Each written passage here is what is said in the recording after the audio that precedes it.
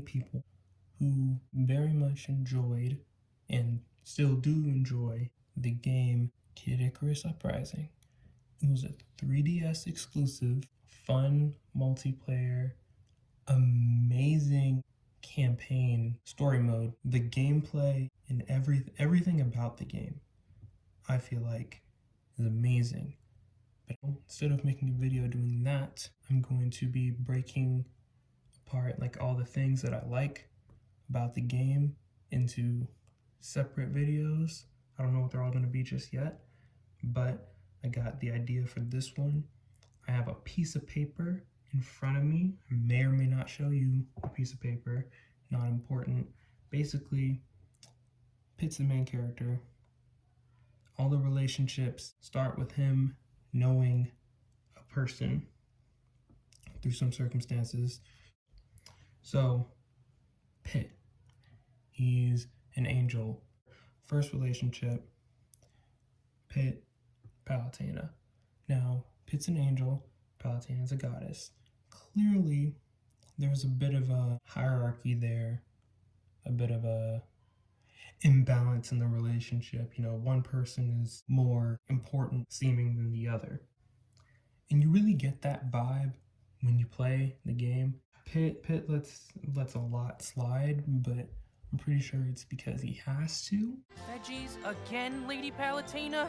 Lady Palutena's motivations in the game, you know, other than stopping the forces of evil, which I gotta say, you know, good looks. Her only other motivations seem to be food and making fun of Pitt. I wouldn't call this the healthiest relationship, but it is what it is. Then there is the Centurions. They come after Palutena on the tree because they are her guard force. Now the Centurions are made up of the main Centurions, Centurion Knights, the strong arm Centurions, and the Juggernauts.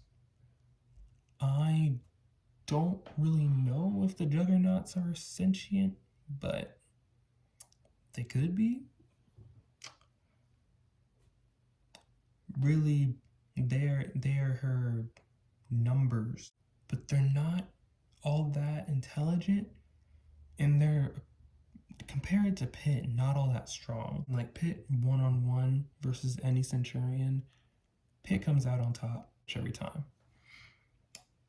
There's levels where you have to actually in the game fight the Centurions like as a group, and you can mow them down pretty easily.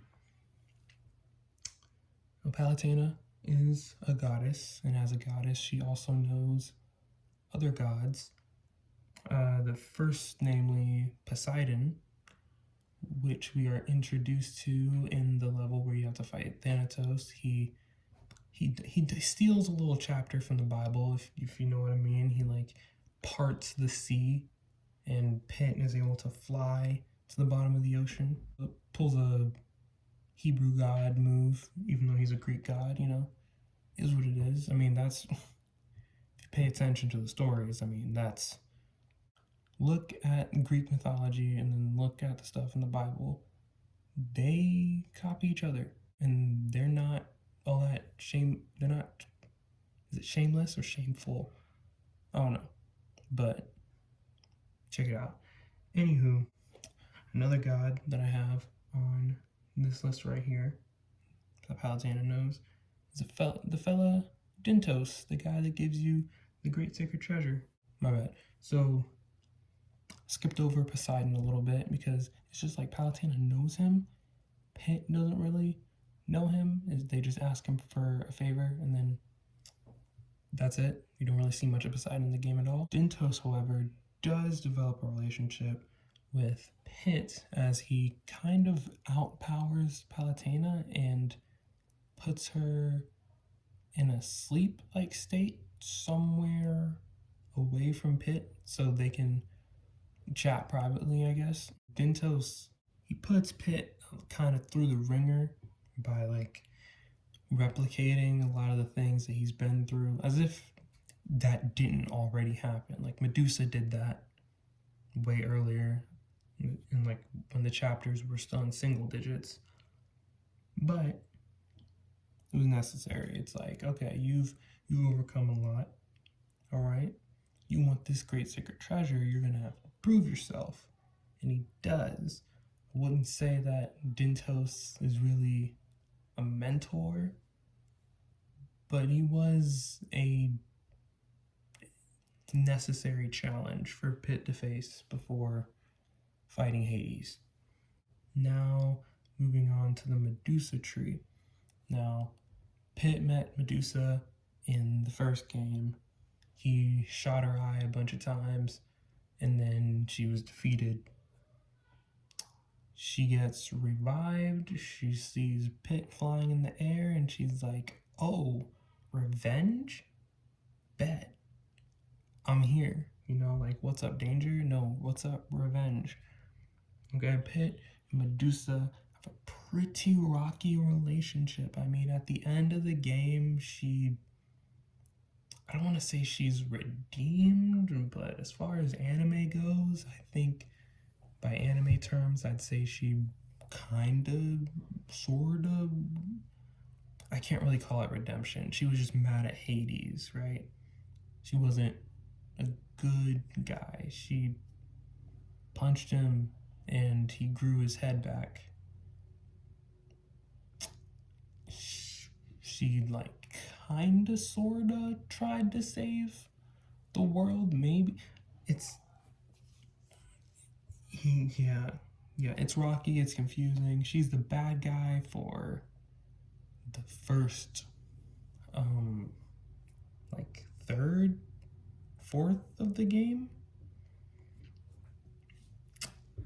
Anyway, Pit knows the people that she knows. All right, Twin Bellows, the Underworld's faithful watchdog. Yeah, I got that right.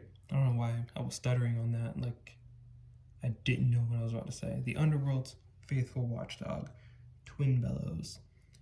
Pit, again, knows them from the first game. Two heads, I guess it would be them. I mean, Twin Bellows is a dog and is just, you know, the ferocious. Twin Bellows, the ferocious. Pit and Twin Bellows don't really have much of a relationship outside of Pit comparing fighting Twin Bellows to being a Nintendog. Then there is Pandora, who again, Pit fought in the first game before fighting Medusa. Pandora is the one who got Pit to look into the mirror of truth and then bring out Dark Pit by accident. And then the mirror was broken during the copying, so Dark Pit is canonically incomplete. Can't really say much on the Pit-Pandora relationship. I mean, they have some banter back and forth. That's kind of all. The Dark Pit-Pandora relationship is a little more interesting because after Pit and Dark Pit defeat Pandora, Dark Pit absorbs Pandora's powers into his own, and then for most of the game, Dark Pit has the unique ability to fly without a time limit. At least I'm pretty sure he doesn't have a time limit. If he does, it's just way longer than Pit's, so it's superior to his power of flight. There's a level where you get to play as Dark Pit, and basically the whole level is a flying, aerial shooter until the boss fight, because he doesn't need to land after 5 minutes. Dude can just fly wherever he wants for however long he wants. The perks of being an edgelord. Pit, Dark Pit, and Pandora. So he carries around her powers with him after defeating her when she thought he was going to be on her side since he came out of the mirror of truth. So he betrays her trust immediately upon conception, helps Pit defeat her, takes her powers, They get to the Weavine Spring, and it's revealed that Pandora was conscious inside of Dark Pit, and she leaps out of him, gets into the Weavine Spring, and emerges this humanoid form. And then they fight, and she loses, and it's like, yeah, you maybe should have just stayed where you were. Then there's Thanatos, who spent some time shapeshifted in the form, or at least either was shapeshifted or he just was a snake before getting reincarnated. He was chilling, he was vibing in Medusa's hair with all her other snakes. He was just a different color. Hewdraw. Alright, that was the third boss that you had to fight in the original game before fighting Medusa. He's a Hewdraw, he is a Hydra. You know, they cut off one head, two more grow in its place.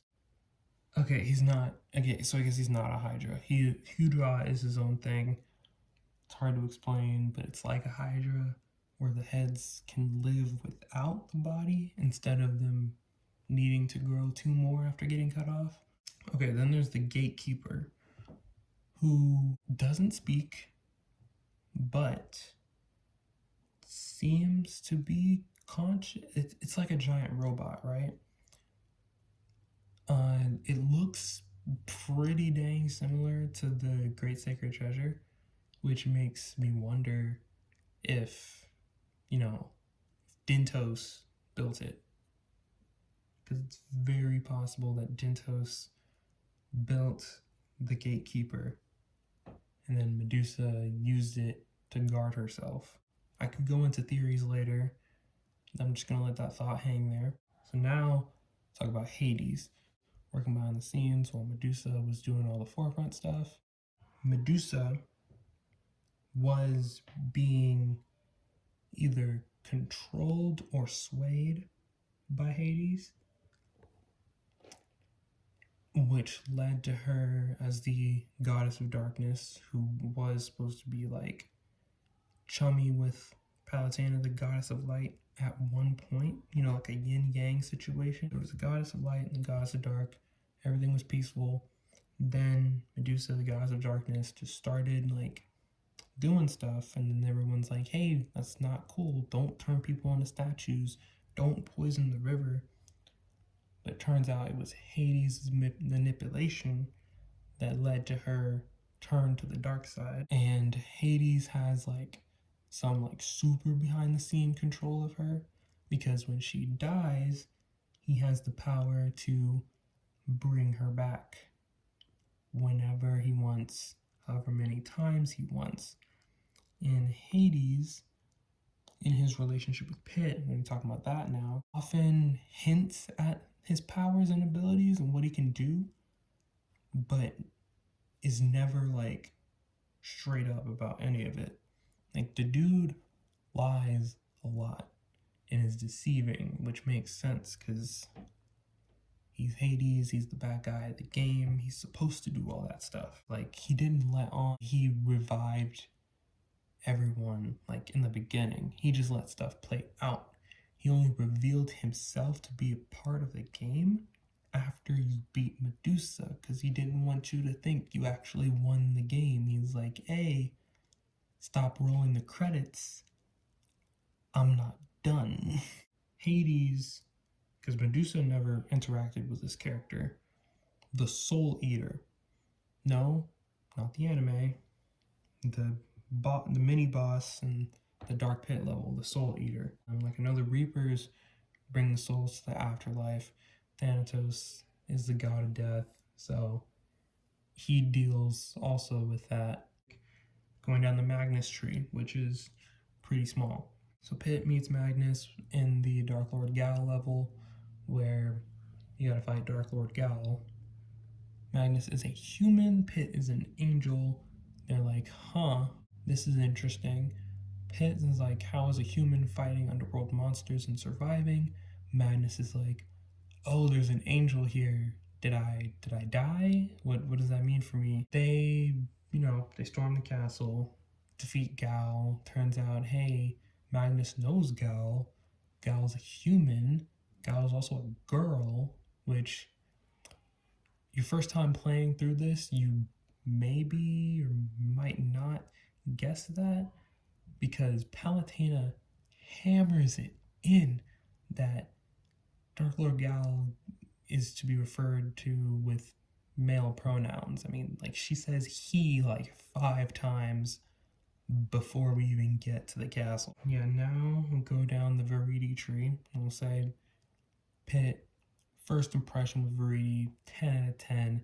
She drops a nuke on some civilization. She drops the reset bomb, which grows vines and everything, and it mostly kills, but also ensnares a few humans. Now, they were soldiers at war with each other, Viridi was not about that. So instead of letting them kill each other, Viridi is like, too much destruction, let me kill them, but also plant a bunch of seeds at the same time in the process. She's eco-friendly, she recycles, she composts her food scraps. She had a whole thing. She's green. In that level, you also have to fight Kraken, a boy who deserved more screen time, but you did have to take him out. Pit and Kraken didn't really have that much of a relationship. Kraken didn't talk. Viridi spoke for him. It's kind of cute. But anyway, there's the Forces of Nature Guard, who also don't talk. So Pit didn't really form much of a relationship with them. He just kind of knocked them into a seed until it blew up. The start of a reset bomb, which blew up the reset bomb depot. So they can't make any more reset bombs. There's Arlon and Phosphora. Arlon Serene, gotta say, my favorite character. The idea of this dude supposedly being like his reputation is built around being like chill, serene, but then as soon as something threatens, the lunar sanctum, his goddess, and everything he stands for, he's like, I will fight you and make it to Arlon. I mean, come on, with all the smoke screens and the magic stuff. I'm sorry, you just gotta live Arlon. I don't remember how Pit feels about Arlon, but he was never particularly rude to Pit. Pit's just doing his thing, and Arlon actually kind of encourages it. Phosphorus, pretty similar. I wouldn't say that she was inviting. She was canonically squatting, and you go to the place where she is, and she's like, I don't really care if you come inside. I don't own the place. Do what you want. I'll fight you when you get here. Because she already fought Thanatos. Yeah. Phosphora has a relationship with Thanatos. Not a lot of characters on different parts of this branch thing can say that. But they have an epic Dragon Ball Z style fight. Ooh, the Chaoskin. Nobody likes the Chaoskin. I'm just going to say that. All the people that know about the Chaoskin, they don't like it. Arlon, he was keeping it in the Lunar Sanctum as a prisoner. He doesn't like it. Viridi doesn't like it. Pit has so many reasons not to like it, even though he was the reason it got out in the first place. Palutena, she was manipulated by it. Bad things happened. Bad things happened. I have Pyron on the list as being under Viridi's branch, because when he shows up to fight the alien invasion that is the Arum, Viridi seemed to be the only one who wasn't surprised by his existence. Like, everyone is like, oh, who's this guy? And then he introduced himself as, through Palutena, as Pyron, the sun god.